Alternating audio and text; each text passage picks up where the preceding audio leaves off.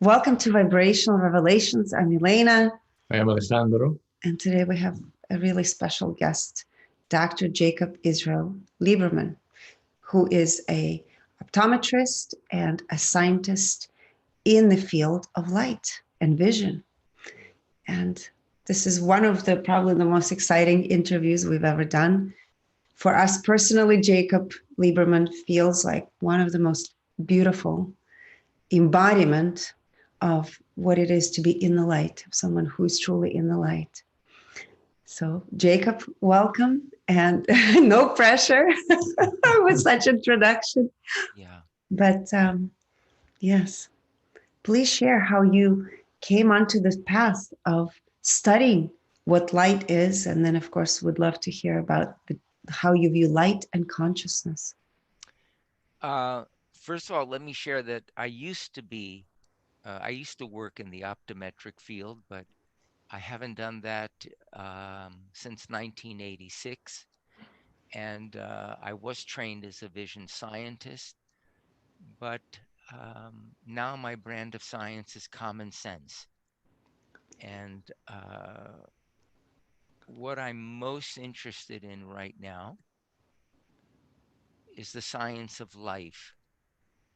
Uh, what what are the facts of life, not our ideas about life, but what are the truths that are beyond our opinions that come into play in our life's experiences? And that's something that's exciting to me that I enjoy very, very much. How did I get on this trail? Well, I'll just share with you what comes for me. Mhm. When I was 11 years old, I lived in Miami, Florida, and I got a first job. I used to sell newspapers on the corner of 27th Avenue and Carlway. And every day I would ride my bicycle after school home. I would eat a snack, and then I would go to the corner with my little shorts and thongs on, often without a shirt. They called me Nature Boy. And I would sell these newspapers for a nickel and make a penny on every paper. And one day I got out of school late. I didn't have time to go home, and I rode my bicycle right to the corner, but the newspapers hadn't arrived, and I realized I was hungry. And out of the corner of my eye, I saw the hardware store across the street, Saunders Hardware. I remember it so well. And I walked right over and I walked right to the candy counter, and I took a bar which was very common at that time called a Mars bar. And I took this Mars bar and I stuck it in my pocket and I started walking out. And all of a sudden, I heard a voice in my head that said, "Nobody saw you." And the moment that I heard "nobody saw you," simultaneous to this, there was a realization that I saw me. And it like stunned me. I was like frozen for a moment. Mm. And then I walked out and I sat under a tree. And part of me wanted to bring the candy bar back. And the other part was afraid they would put me in jail if I brought the candy bar back. But as I sat there, I realized these two things. One was a voice that said, "Nobody saw you." And the other one had no voice. It was just utter clarity that something within me was aware totally of me in that moment. And I sat there, and it was the first time I can remember uh, realizing that there was something other than this familiar voice that I would always hear in my head. Now, of course, as an 11-year-old boy, I didn't know what any of this meant. But the experience was so profound for me that it stayed with me. And so as I became an adult, I always had a sense that there was a difference between who we thought we were which is my mind, my personality, my ideas, these things that we hear all the time, and this other something that I didn't know what it was that was aware of everything. And so if I have to look back and say, okay, when was the first early moment? That was one of them. I have other experiences in Havana, Cuba, where I was born. Uh, when I was a little boy, but they were different than this. But it, well, I should share it with you because I think it's important. Mhm. So we lived in the old part of Havana. My parents were born in what is now the Ukraine. They immigrated to Cuba in the 1920s as kids, as teenagers. My sister and I were born in Cuba, and when I was about 4 years old, we left Cuba when I was 7, maybe 5 years old. I used to go up to the balcony on the top of the place where we lived, and I used to look over the edge down into the street. And the street was like an ocean of people of every different color, every different race, uh, very crowded street, but no traffic jams. Everyone used to live together, but there was no differences between anyone. The people with the darker skin and the lighter skin, the Jews, the Catholics, the Christians, the Muslims, they all lived together in the same community. And I was never aware that anyone saw anyone else in a different way. And so as I looked over the edge, that was something that imprinted me. Why? What is the importance of that? When I was in college and university in the 60s in the South, when so much was going on with African Americans and white people, especially in the South, I could not imagine why people saw each other as different. And I could share many different things about that early in my life, but that again was an experience not so much of uh, anything I discovered, except it was wonderful to actually be born in a place where it was truly a melting pot and people just saw each other as other people. Something about that imprinted me in my throughout my life. Beautiful. Mhm. Yes. At what point would you say that, of course, throughout your life, vision and light became part of your existence, part of your work, part of your mission? At what, maybe you can describe what light means and how there is that intricate dance between light and consciousness, or perhaps it's actually the same thing. They're the same thing. It's the same thing. Um, Light is everything.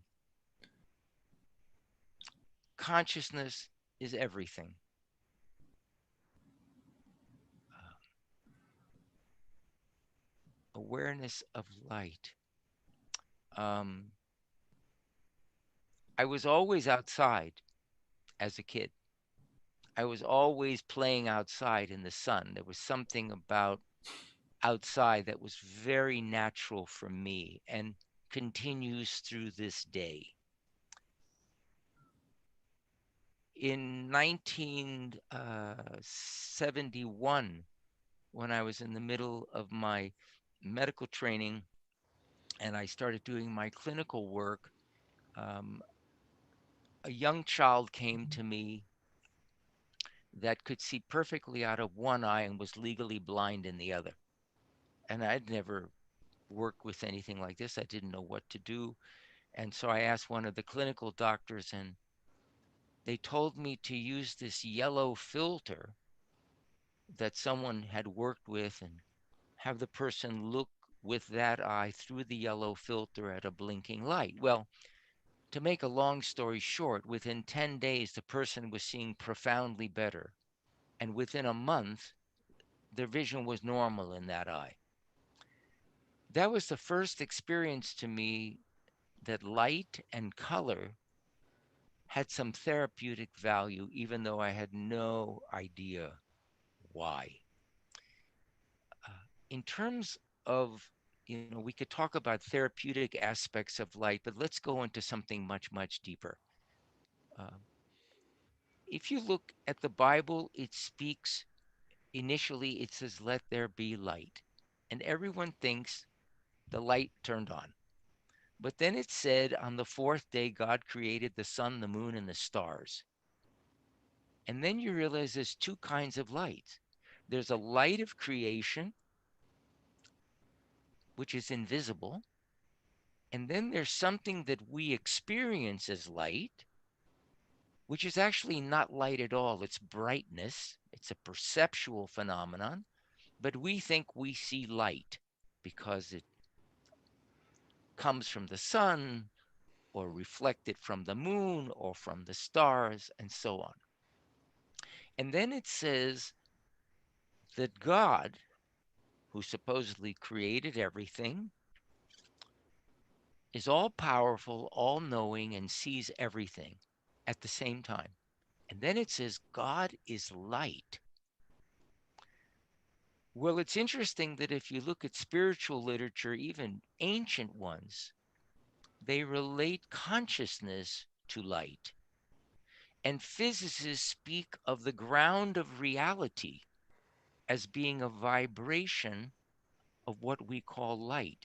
So you begin to realize that this something, and I say something because you cannot see light, it's totally invisible. It doesn't have attributes in the way it's a potential, if you will. It seems to be the core of religious studies, spiritual studies, scientific studies. And so it lets you realize that all of these areas speak a different language, but they're actually talking about the same thing. And if they could realize they were talking about the same thing, it would be much easier to speak about it. But that's part of the evolutionary process. So that's something very, very important. Everything here that we experience is a formless essence or energy that we call light that is alchemized into a form that we call life. Now, how that transmutation occurs, probably no one knows. But what you realize from that is light and life are two expressions of the same thing. One is a formless expression, and one is a formed expression. What's beautiful about that is when we work with other human beings, we often deal with what's visible. The two of you, of course, know how to deal with what's invisible. What's lovely is to have your feet on both sides of the fence, if one is very, very fortunate. To have, as I used to say, your feet on the ground and your heart in the heavens. Um, then it all comes together in a very different way. And so what was really important for me about light is that I found that since light is vibration and life is also vibration, they're interchangeable. And so you asked about consciousness. Let's talk about consciousness a second, and then we can come back to light.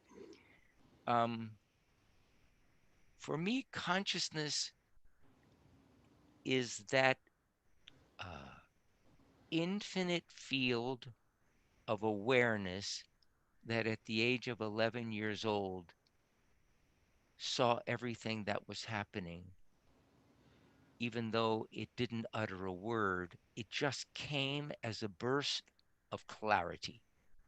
It's just like an epiphany, a revelation, a spark. Boom. All of a sudden, it was clear. Not part of it, the whole thing becomes clear at one time. So for me, consciousness is the final set of eyes. It's that which is behind everything,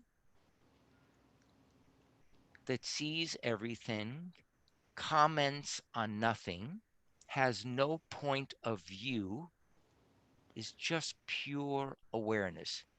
And I speak of it as pure awareness rather than consciousness because when I imagine consciousness, I actually imagine something being conscious of something else. But awareness for me is it's just observation. It's pure observation with no duality. Um, so consciousness for me is a field that is shared by all living things. So we often hear, well, this is my consciousness and this is your consciousness, and you're on this level of consciousness and you need to be more conscious, and so on. For me, consciousness is not an individual thing. It's the ocean that in those instances when we fall in love, when we're in the midst of Mother Nature, and all of a sudden we disappear, and the drop, known as Jacob, falls into the ocean, and the drop is gone. And all that remains is an ocean. That ocean for me is consciousness. So my sense is that the source of each of us is the same one ocean. And what we call mind, or what physicists refer to as local consciousness, is what we think of as the conscious mind. They speak of non local consciousness as what I'm sharing about in terms of this ocean. Um,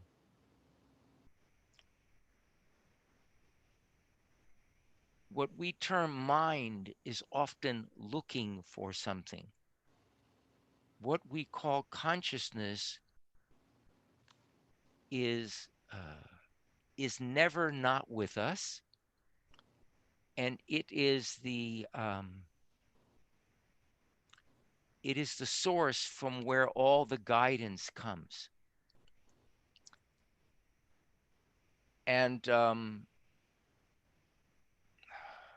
this is very difficult to speak about because words are a very inadequate tool to speak about this.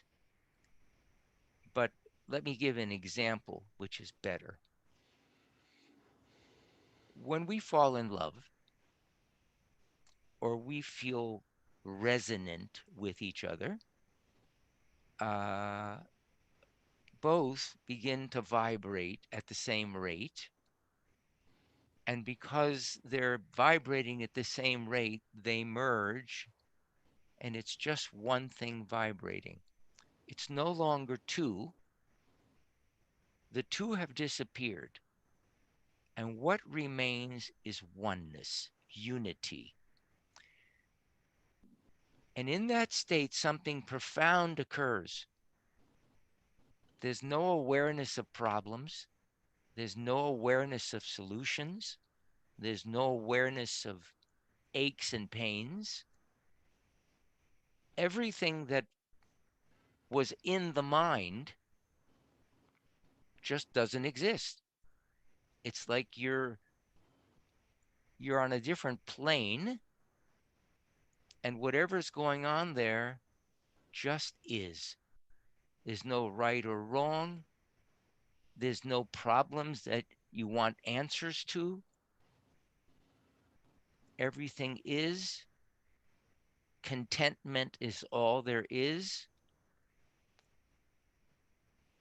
And we seek nothing. Mhm. It's all there.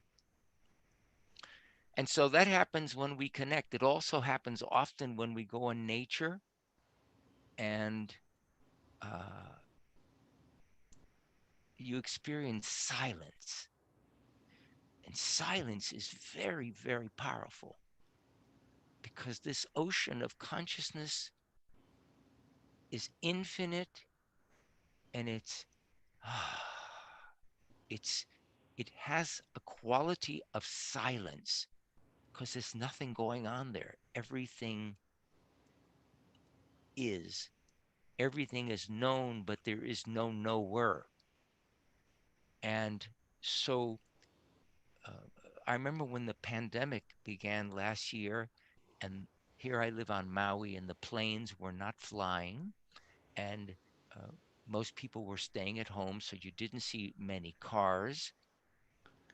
And what you were hearing were the sounds of nature that are often uh, in some way hidden because of the sounds of civilization.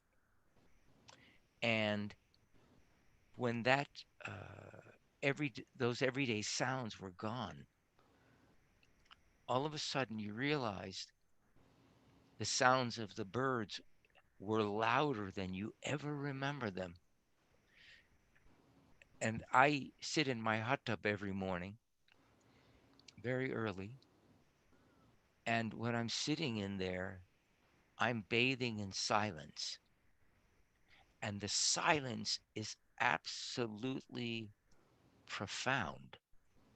It's absolutely profound. So, those are some uh, examples: falling in love, being in nature, the exquisiteness of silence, that are moments when the individual I disappears and what remains, you could call it godliness, you could call it consciousness. There's really no name for it, but what remains is, ooh, I don't have a word for it, but it's contentment. It's a sigh of, it's um, it's something, it's something magnificent that people often report after what they call near-death experiences, where people maybe they have a heart attack and all the biological functions go flat, and then uh, doctor or crew comes in and they put the paddles on the person's chest and boom, and they shock them back into life, and people come back. And a very common thing uh, that they report when they come back or that they ask is, why did you bring me back? And the reason they say, why did you bring me back, is because what we call a near death experience is actually a near life experience. It's when we taste life in its fullest, Mm. in its absolute fullest. And so, who wants to come back from that? And we have the same experience when we lay our heads on the pillow at night. You know, you lay your head, and it's sort of like when you were a baby again, and your mother was holding you, and your neck was right on this part of the arm, and you didn't have to hold your head up. Something was supporting you, like if you were in the Dead Sea and the water was just keeping you afloat. When we get into bed at night, there's this sigh of relief. The pillow is gently holding our head, the bed is holding our body, and we start going into that place of, oh, and it's something, it's it's similar to when we die. I had a 91-year-old friend who I'd had for many, many, many years, and he was in the final days of his life, and he would call me often to speak. And he called me one day, and he said to me, "Can you come over? I need to speak with you." I said, "Sure." And he said, I'm frightened." I said, "What are you frightened about?"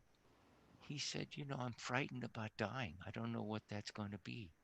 And I said, "Oh, it's nothing. It's nothing." Now, of course, I don't know if it's nothing, but what came through, not from me, but through me, was it's nothing. So then I sit there and I have to wait for the next thing to come through because I don't know that it's nothing. My mind doesn't know these things, but something knows. And then I said, it's just like falling asleep at night. That wonderful feeling you have when your head hits the pillow. No more thoughts, no more worries. I don't have to worry about the mortgage payment or, my kids or my this or my that. And I said, the only difference is that in everyday life, we wake up again, like it's Groundhog Day the next day and it starts again. But in this thing we call death, that beautiful feeling is all there is. And all of a sudden he said, "Really?" I said, "Yeah, that's all it is." And then he passed on very shortly after that. And so my sense is that so often we uncover what is of interest to the three of us, and I imagine to others that are listening or will listen to this. What we uncover, many people uncover near their last day living, this thing we call consciousness, pure awareness, a sense of utter contentment, pure contentment. And what I see is my life's work from experiencing a lot of worry in life and difficulties and incredibly incredible sensitivity that is not always pleasant because I was born with little or no skin. And so I always used to say I was born with the body of a Roman soldier and the heart of a woman Mm. because while I'm very strong, I feel everything. And I feel it very, very, very, very, almost once makes me want to cry. Mm. It's very touching inside of me. And now that I'm at this point, I'm beginning to wonder, how did I get to this point? So what I what for me is important is to share with people that the challenges that I've had in my life have actually brought me to this place that uh, we come to this place if we are graced because of everything that occurs, both the things in life that we think are convenient, but maybe even more so the inconveniences, the things that just don't feel so convenient, but it's a real life meditation to sit with this, with what is not convenient, and to see that this is also part of existence. And so I I enjoy having conversation about these things that for me are the heart of the heart. You know, other things are important, but this is really it. Um, when I say this is it, it's a life that is filled with this. What is this? Um, Again, I can't speak about it, but do my best to talk around it. It's the ability to live without a net, Mhm. you know, without uh, without an insurance policy that no matter what, I'll be fine. It's the ability to live with minimal thought, uh, where one becomes not so much aware of the chatter, but aware of that which is aware of the chatter. And and to be guided uh, not by choice, but by choicelessness, uh, to be moved. Um, when you think about life, we come into this life and miraculously our hearts are beating.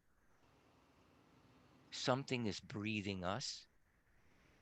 Uh, when we're hungry, we make a sound and someone brings us food. Uh, when we have to urinate or defecate, our bodies naturally do it. Hormones are released when they need to.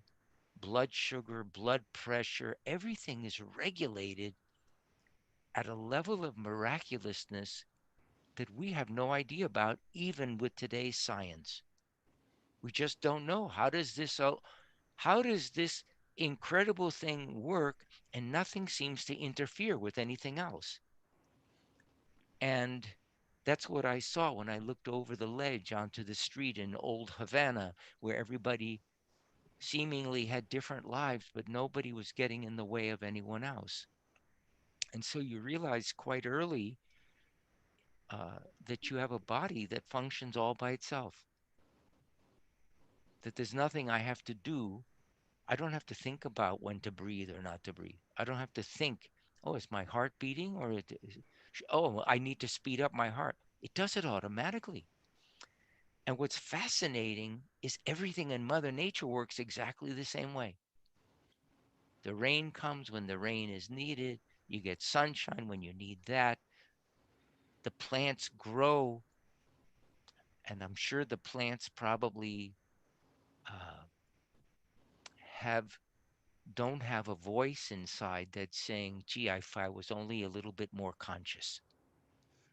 The plants just are, and you know, living on Maui every winter, thousands and thousands of humpback whales migrate from Alaska 10,000 miles to come to Maui. They don't have GPS systems, but regardless of environmental conditions, currents, and all that, they travel pretty much in straight lines and they find their way to here, or something guides them to here. How the hell does that occur? I mean, these are everyday things that we take for granted. And why it's important is when we see that everything in the universe is self activating and self regulating, all of a sudden you are profoundly impacted by the fact that there's actually nothing to do. Hmm. And yet, our whole life is about trying to do something that's actually already occurring at a level that we cannot even begin to imagine. So, for me, uncovering this thing that we call awareness or consciousness is the discovery of some of these things that are really common sense, but for some reason or other we miss them very, very often. And it's what allows you to uh, relax into life, uh, and realize that no one has it together, whatever that means, that everyone has unexpected events, that no one is comfortable going to the doctor and hearing a diagnosis they didn't expect. No one is comfortable losing their money or finding out that their partner has run away with someone else. None of us are comfortable with these things.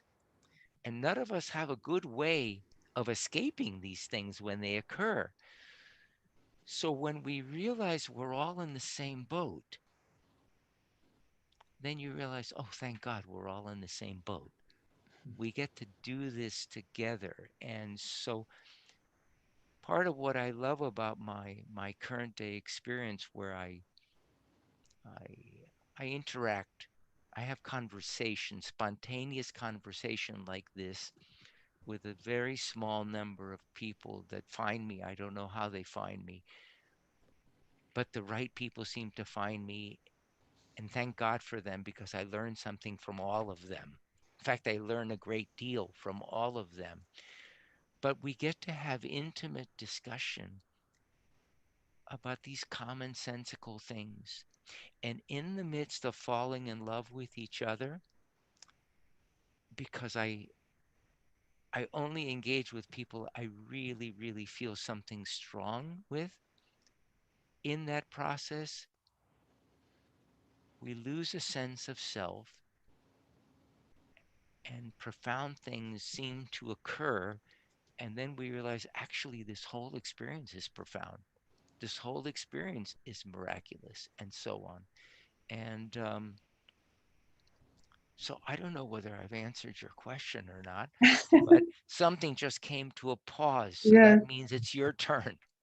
so beautiful. A couple of things I wanted to say or ask you. My sister tends to say to me that I look at the world through the rose-colored glasses because I guess in her view, I see life as miraculous all the time. And I see that you actually see the life the same way. And it is the realization. I think I had it with me my entire life, but in the recent years, I've come to recognize of how much I appreciate this lens of allowing the miraculousness of everything that is to just unfold. Yeah. And my question to you was going to be, do you see your life that way? But of course you do, because you just shared that. Well, what I wanted to share, which you may share with your sister, is that the rose-colored glasses also allow you to smell the roses. That it's not just a filter that colors the world differently, but it brings forth something. And why is the rose a lovely example that you happen to bring forth? Many years ago, someone asked me about my daughter. Her name is Gina, and she's probably close to your age. And they said to me, what does Gina do? And I said, Gina is a rose. And they looked at me and they said, what? I said, Gina is a rose. He says, what do you mean? You mean like a flower? I said, yes. And they looked at me and they said, I don't understand. What are you talking about? I said, do you remember the last time you saw a rose? I said, yeah. What'd you do? Oh, I had to go up. It was so beautiful to breathe this rose. I said, that's the purpose of my daughter. Mm. She is one of those individuals whose job in the world is to remind the world to stop. And she doesn't remind them, but the presence is so profound that it literally causes everyday perception to stop and to magnetically be attracted. And then you breathe in something and you realize, oh my God, this is, and you realize you've forgotten all this. You've forgotten about seeing this part of the world through the rose colored glasses, but also breathing in this part of the world. And usually that visual and that olfactory is also accompanied by silence. And so this, you could call it multi-dimensional experience, is not just a seeing differently, but it's a seeing, a tasting, a smelling, a, a it's it's everything is different. Everything is different, and I think I think everyone would agree that sometimes difficult situations occur in life. Almost no way of avoiding them. And in those moments, most of us experience worry. Something gets worried. Maybe you're expecting your child to come home at 11 o'clock and it's 1 o'clock a.m. and they haven't called you. And something naturally worries inside of this human vehicle. Because whether you're a human being or an elephant or an ant, when your offspring is not back at a certain point, you experience worry. And it doesn't make a difference what kind of creature you experience worry. And when you enter a new situation that you have never entered into before, you pause, you look carefully, you're waiting for an invitation to take the next step. That occurs across all species. So, what we call worry, what we call thinking, is something that occurs naturally within the physical organism. The observer of these things, that which is aware of the worry, never worries, never thinks, never desires. It doesn't exist in that realm. And so while worry and physical pain and these things are part of the life experience, regardless of the species, where we have a buffer when we begin to uncover not who we think we were, but what our essence truly is. And as we merge with that true essence, we merge with all living things. And then the regard for everything is totally, total. You could never imagine entering into a situation that's good for you but not good for the other. You just could not even imagine it. And so it must be a situation that's beneficial for all concerned. And and then we just uh, become grateful, humble, compassionate human beings. And then we're home. Hmm. What would you say the meaning of life is? To live. To live. Hmm.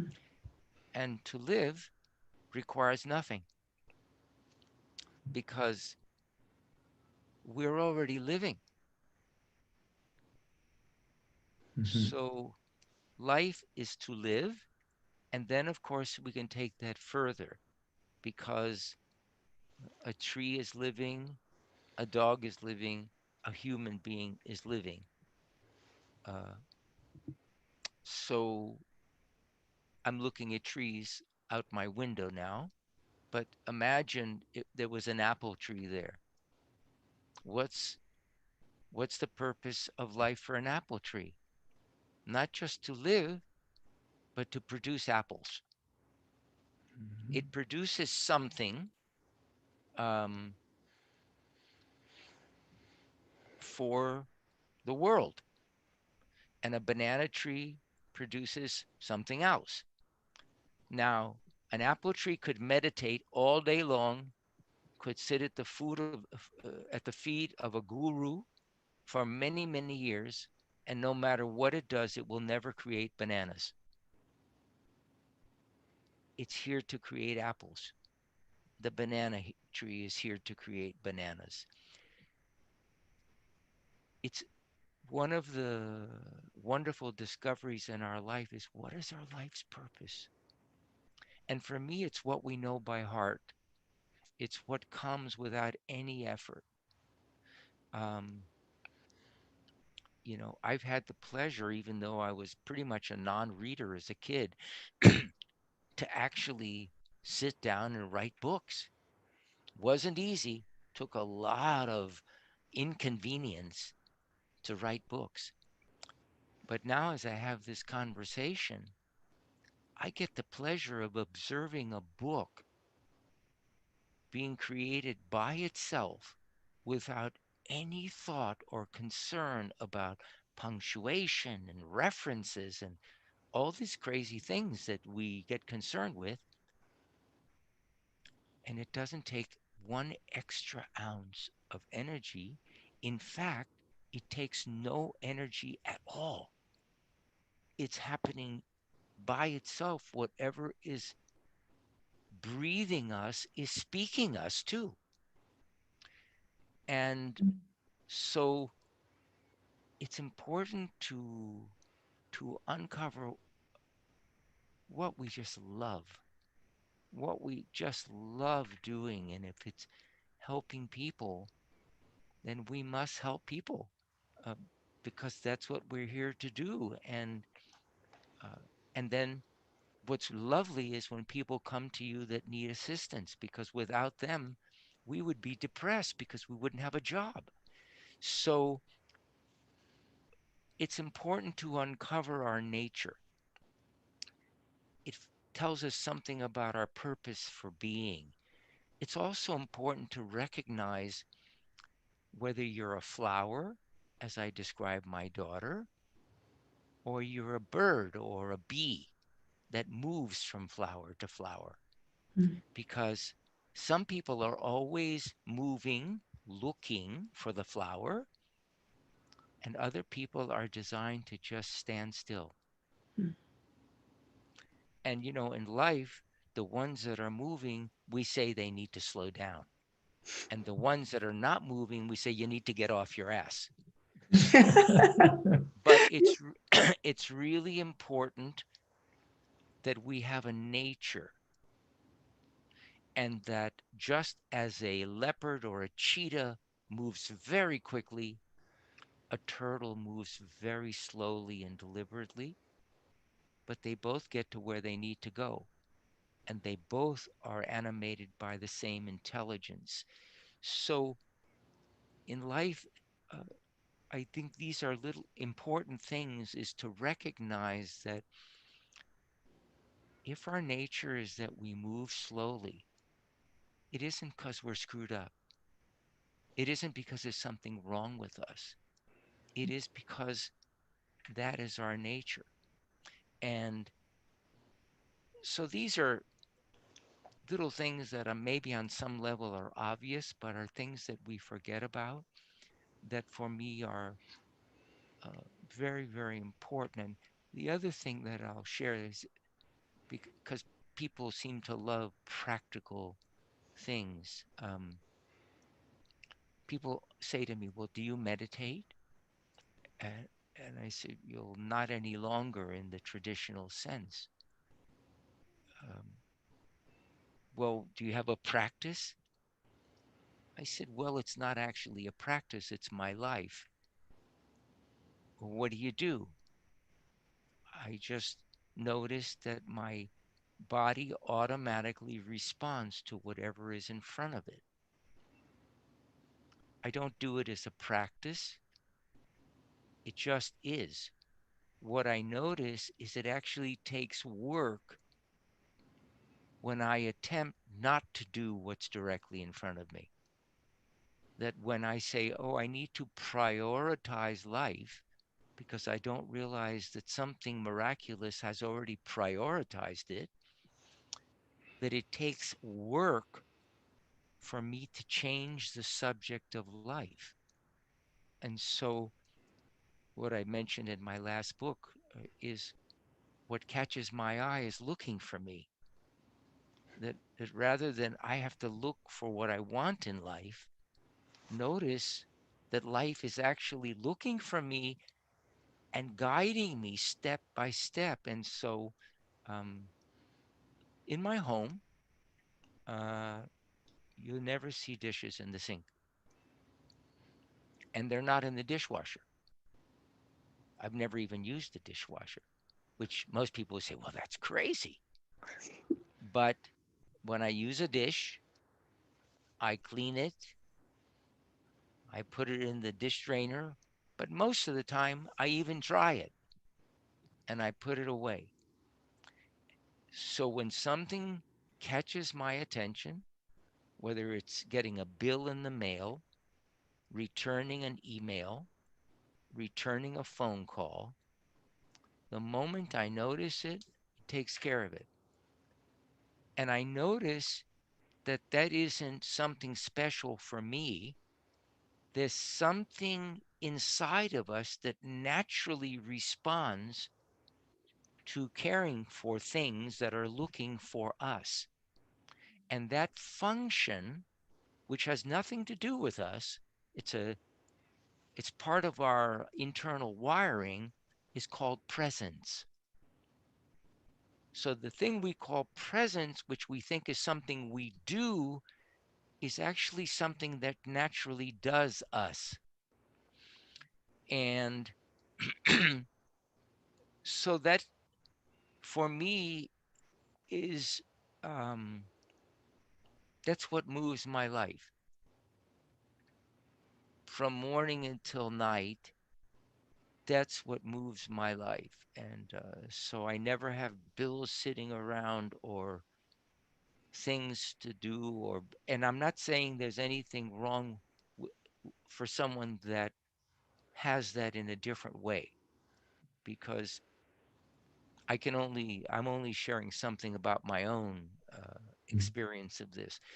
But that has become a profound experience for me, is the feeling it gives me at the end of the day is that I can rest, that everything is taken care of. And the feeling that it gives me is that I don't miss anything. Mm. And there's a wonderful comfort that comes from this miraculous process that is in touch with what's looking for it and is continually in communication with it, and it's going by itself. Mm. Mhm. And the key, you think, is to remain present. It allows a flow.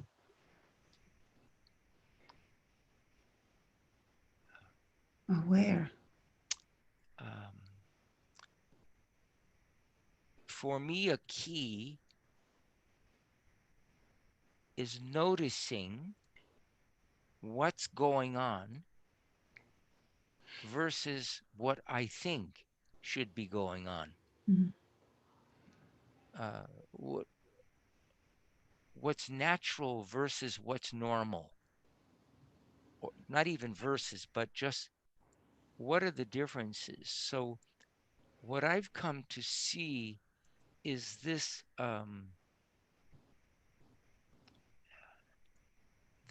presence is is a biological requirement in order to be alive. Mm. Um, so the cells of our body all have eyes. So we think, oh, I have a pair of eyes in my head. But we have 100 trillion cells, and they each have their version of eyes that are designed to detect and respond to light. Light is invisible. What are they responding to? They're responding to the light that eventually becomes what we call life. But they're not actually responding to life, they're responding to something that is unformed, that Mm. is going to be that which we call life. So the cells are precognitive, they're all psychic, okay? And the reason that they detect, and they detect single photons, that means that they are as meticulously created as the edge of quantum physics, as the most profound aspect of quantum physics. That's the way our body is designed. Why is it designed that way? If our cells know in advance what is coming, then they gradually adjust so that whenever something comes, they meet it precisely. That's presence. Mm. They meet it precisely. So I often mention a little joke like when the first snowfall comes and the bear wakes up that morning, the bear doesn't say, "Oh my God, I forgot to get my overcoat at Costco." It's already ready. Its skin has gradually thickened over months. It has grown more hair so that it is wearing its overcoat not when it's hot, not when it's approaching coolness, but the amount of fur it develops is perfect for the temperature outside. How the hell does it know that? The thing that knows that is the creative essence of the universe. And so the cells that are not only made of light are continually being guided by the light well in advance of any thought. And the mind works exactly the same way. We often say, well, I'm going to make a choice. But if you look at the workings of your brain, you see that your brain has already determined what needs to be done well in advance of the moment where you say, I've made a decision. It just happens that uh, we, it, the illusion is that I'm guiding the ship, but Mhm. this ship is being guided by that which created this universe. It's way beyond it's light speed way Mhm. beyond, oh, I think, let's see, is it going to rain today? And we forget that the word I think means I don't know. Mhm. If I think it's going to rain, it means I don't know whether it's going to rain or not. So um, I like when the science confirms a direct experience, you know, and the science in the world discovers things way, way after the internal scientist discovers them. See, the scientist in the world looks through a microscope or a telescope or through a gold standard double blind placebo controlled study. But the scientist inside is called a mystic. The mystic sees without looking. And so everything that a scientist looks for in the world is because the mystic inside of them woke them up in the middle of the night and they said, oh my God. And then they start working on an experiment. And then they say, you know what I came up with? But they didn't come up with it. It was a gift. It was a gift that came in the middle of the night, or it came when they were eating a piece of pizza and they had to write down as fast as they could on the napkin in the restaurant because it comes out of nowhere. Mhm. These little things that we're talking about are the miraculous insights that begin to demonstrate to us what is this thing called consciousness? What is this thing we call God? What is this thing called presence? And then we realize that we started off this way, and it's we come into this world hardwired in this way. An infant has no preferences, doesn't see difference in skin coloration. It doesn't see differences in religion. It doesn't have food preferences. It doesn't even know that its mommy is something separate from itself. It lives in oceanic bliss. Mm. And uh, it's in that state of oneness. It's in that state of love. I Mhm. guess we just wanting to come back to the stage when we came in our diapers. Yeah. Yes, and what can you tell us about free will? What is your view about free will? Mm. I think free will actually has a high price. In other words, I don't think it's free. I think you pay for it. And Mm. for me,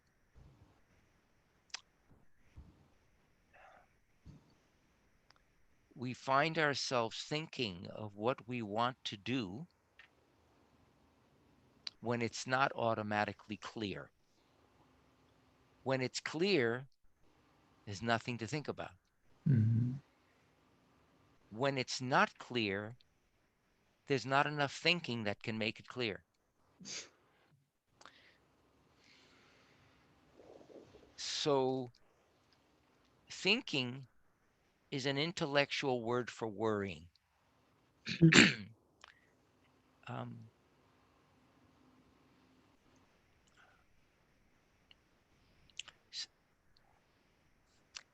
this is a difficult area for me to comment on because I don't have that experience that other people have. So let me see if I can answer this not in terms of what do I think about free will, because all I can share with you is my direct experience. And my direct experience uh, has nothing to do with free will. So let's say for this moment, I don't know free will. That's not something I can comment on. But for someone else, free will for them is exactly what is real for them. So for the person for whom free will is a part of their journey, the same journey we're speaking about, they must follow that because that is what's before them. And they must follow that. In fact, for those who, let's just say, believe in free will, uh, something other than free will doesn't really exist. Mm. It's free will. And so they live according to that.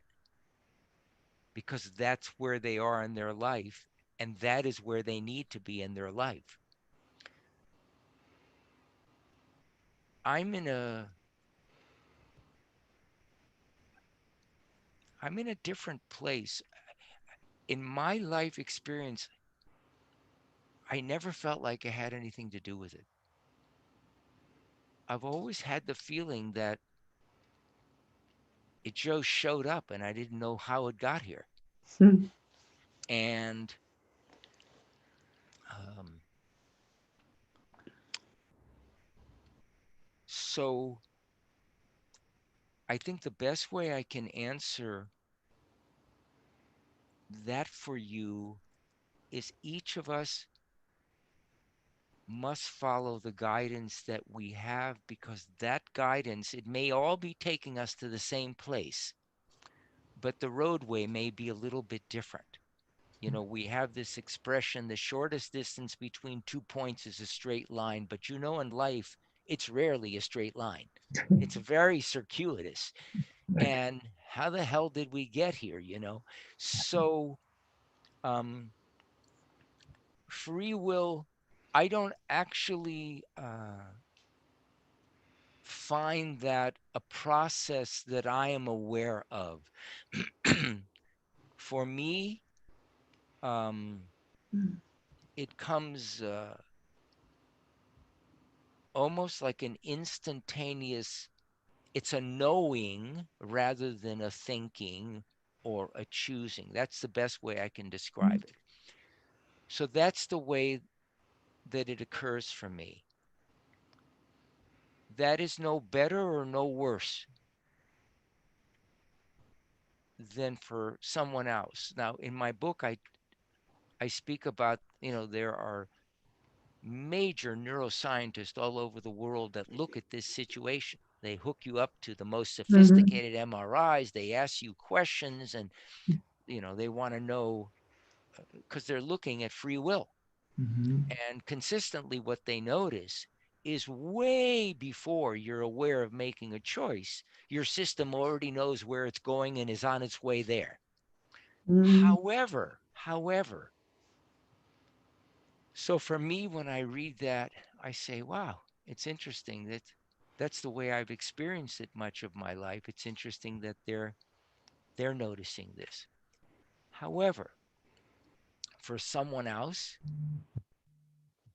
who has a totally different experience, that that their nature is that they have a very highly developed intelligence and intellect, which is not a problem, it's a fact. They're designed this way. Mhm. Maybe they're scientists or neurosurgeons, I don't know. If that is the journey they're on and the mechanism that goes along with that journey, that is what they must follow. And just like the turtle goes in one speed and a different creature goes in a different speed, and some are smaller and some are bigger and they all look different, I think we have to honor that it's not so much one or the other. Um, if if at some point we all arrive at this place of contentment, maybe then we can ask this question and everyone will raise their hand one way or the other. I don't know. But at this moment, as they say in France, vive la différence, you know, we have to, it's all real. It's all real. And uh, how it shows up for each person must be honored because that's the way it shows up for each person. Mm-hmm. And uh, I, I discovered years ago you can never convince someone that requires convincing. Exactly. So, for someone for whom free will is a real thing, and if someone else says it's not a real thing, Mhm. then we get into a mental discussion, a tennis game, but we can never understand the other because each of us is having a different experience. Right. And Right. we have to honor the experience we're having because that is what's real for us. So I think that's the best way. I won't answer your question. Almost like paying attention to the those that pay attention to the voice that you heard when you were 11, right? Or those that pay attention to the feeling or the awareness of that which is aware of overall. Is that will be Yeah, rather. yeah.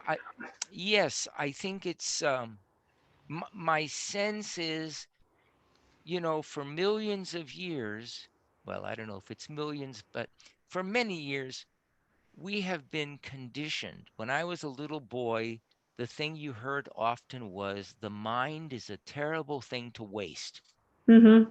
because everything was about developing your mind because that's the way we solve problems and so on and so forth.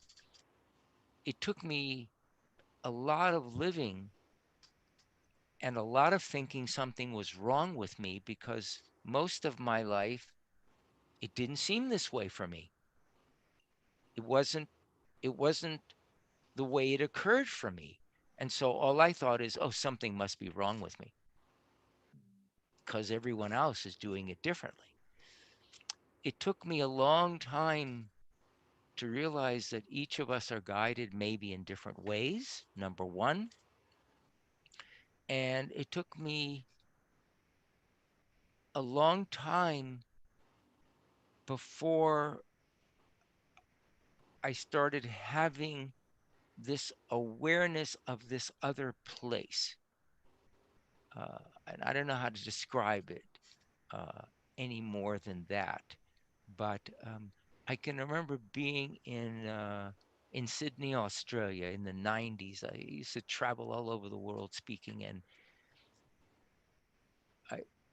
they would introduce me, and I would sit down as I sit down normally when I'm speaking, and then I would wait, and then something would begin. And this one night, uh, the speaking stopped, and very often people would come up to ask questions. And I remember this gentleman came up and started asking me a question.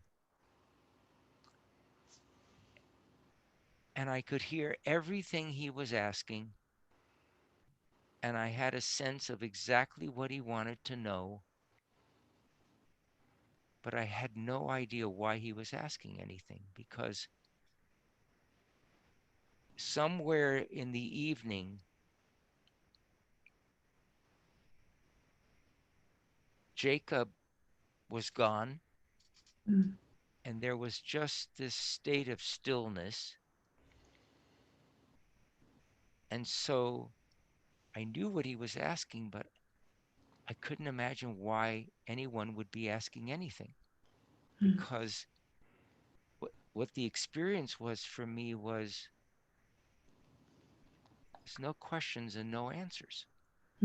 So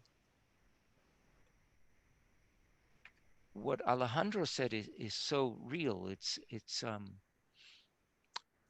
are you identified as the thinker of the thoughts,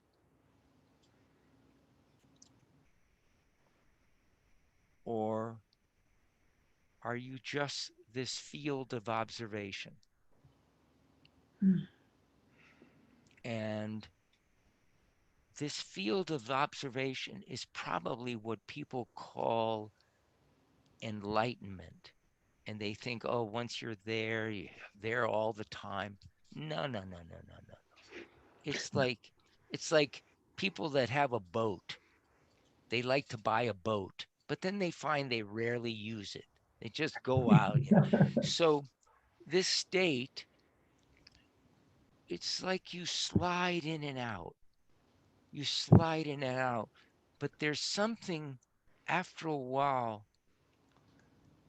that knows that home is here. This is home. It's not over here. Something might go there, but it quickly comes back. And how to, people always say, well, how do you get there? And all these other things. Sometimes I can come up with little, what people call practical things. Like I often share about doing like 15 and 30-second meditations, maybe when you're sitting on the toilet or whatever. That may sound funny, but it's not. That's the place I would find that I would sit down, close my eyes, and just notice something doing this. Mm. And what I began noticing is that when life is breathing us, Mm. the mind is quiet. But when we are engaged in thinking, the breathing collapses. And breathing is not something we're doing. It's the heartbeat of life doing us. Mm. And so when it constricts, which it happens anytime we're working too hard or thinking, it collapses to some degree. It sometimes stops, but it often becomes very shallow, the breathing. Mm. And what I noticed, having been a competitive athlete in my early life, that when that breathing constricts, performance collapses also. And when that breathing constricts, the answers that come to us free of charge, they don't come. They get to the tip of the tongue, but we can't remember. So I started out working with thousands of children that had learning difficulties. And a lot of this work came from developing ways of helping children to discover their genius. What is their genius? Their guiding spirit, the thing that gives them the answer without having to think about it. And so most everything that I've done, my work with light and color, is all about using color in a way that we desensitize the triggers that cause us to go into worry Mm. so that we can be more at ease. My work with vision is not about exercising the eyes, it's about uncovering the source of the seeing.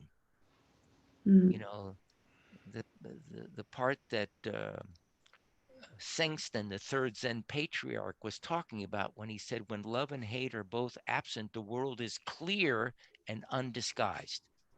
Mm. Or what Jesus was talking about when he said, when up is down and down is up, when the outside and the inside are the same, when you see a man as a woman and a woman as a man, then you shall enter the kingdom. What they were saying is when you do not see life in duality, what remains is clarity. Mm. And so the heart of improvement of eyesight and so on is not about exercising eye muscles. It's about uncovering the essence of who are we? Mhm. Who are we? And a lot of the work I did with learning and so on, which I did with the US Olympic team and so on, has to do with uncovering what actually happens when we start thinking. See, we do it so unconsciously, it's been conditioned into us that we don't actually know. Does the thinking actually lead to the resolution? Or does the resolution actually come when the thinking stops? Mhm. Now, we could have an intellectual discussion about this, but what was important for me is what's the truth beyond my opinion? And so I spent years working initially with children that were diagnosed as having learning problems, and then working with professional athletes who were looking for the zone and how do I get to that place where I have those magical experiences.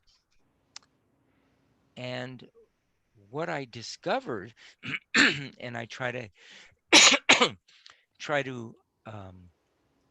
help people to discover, is we need to discover the actual truth about what we call the thinking process. And that only happens when you're in the midst of action.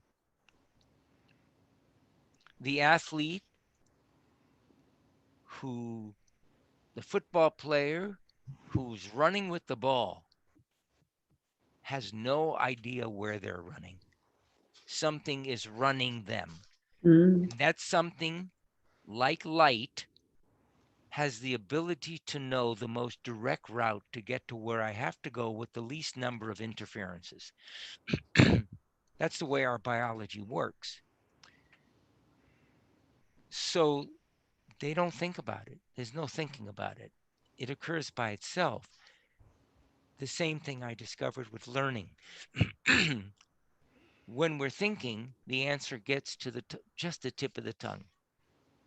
When the thinking stops, the answer comes by itself.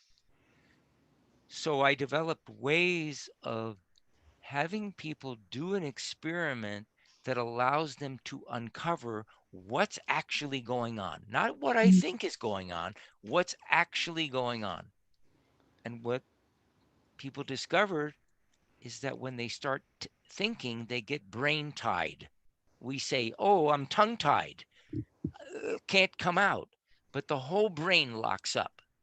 Mm. So this has a lot to do with choice and so on. And obviously we could speak about this forever, but I can't take all of your time up today. So, but these are the way that I came to a lot of these things is through experimentation, through through trying something with no idea where it was going to take me, and then saying, "Oh my God." And then I started to discover that it's totally different than anything I ever read about or that anyone ever told me. And that's when I realized, oh, I have to stop practicing optometry and all this. I have to share this with people because it got me so excited. It was, oh my God, this is so important to people. They need, and then I realized, boy, this is much harder than you think. You think, oh, you're just going to talk about things and people are going to get as excited as you are. But most of the time they say, what are you, crazy? So yeah, so I've been crazy a lot. It's a wonderful crazy. I guess one last thing I wanted to hear your comment, which I already know what you're going to say, maybe. And this is what I feel, that the secret or the key to life is learning to surrender to the divine presence that is the guiding force through life, because it brings you to that awareness of everything that is and recognizing that you're exactly where you're meant to be. Mm-hmm. What you said is 100% accurate from my direct experience. However, the moment we say surrender, the mind says, well, how do you do that? And so all of a sudden, we get the impression that the key is for me to surrender. The problem is that surrendering is something that occurs, is not initiated by us. It's grace. Yes. Something magical happens. Sometimes this revelation comes to people when they almost die, and all of a sudden everything becomes clear. Now, I'm not suggesting one has to die for this. That's not often the case, but it's the problem of trying to talk about these things because so when we say, oh, you just have to do this, well, then how do I do this? The doing of it then requires thought. Well, I'm going to intend, or I'm going to do this. That may be the route for some people. That was not the way it occurred for me. Mm. Buddha, after his supposed enlightenment, one of the first things he said was, wow, there was nothing to do. But he spent years looking and doing and meditating and whatever it was to discover that there was nothing to do. So, whether you are graced by a moment of clarity and there's a realization there's nothing to do, or whether you have to work your ass off for years and then come to the realization you end up in the same place.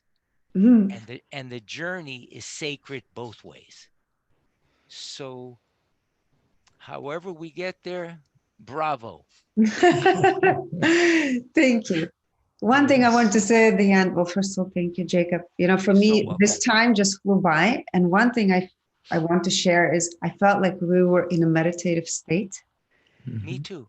Yes, I Me felt too. chills running through my body. It was absolute, yes, just joy. And thank you for this beautiful experience. Yes. Thank you. I wanna thank you because without the two of you, this couldn't have happened. Mm. And when I say this couldn't have happened, what I mean is this thing you just described for yourself. I was experiencing the exact same thing. I don't actually know how it came about. For you, maybe it came about because of something that came out of me. But I'm not aware of anything that came out of me. Mm. So, and actually, I found myself moving into this place the moment I saw your two faces at the very beginning. So, I don't know how we got here.